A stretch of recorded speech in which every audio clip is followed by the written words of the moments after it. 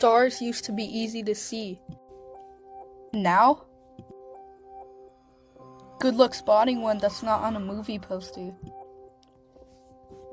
Light pollution is all that extra artificial light, street lights, signs, buildings, that brightens the night sky and messes with nature.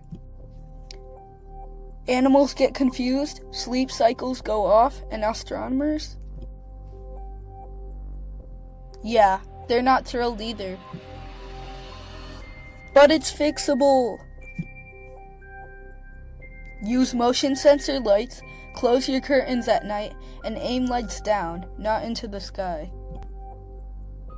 At PlanetWise, we're shedding light on pollution by turning some of it off. Fall for more.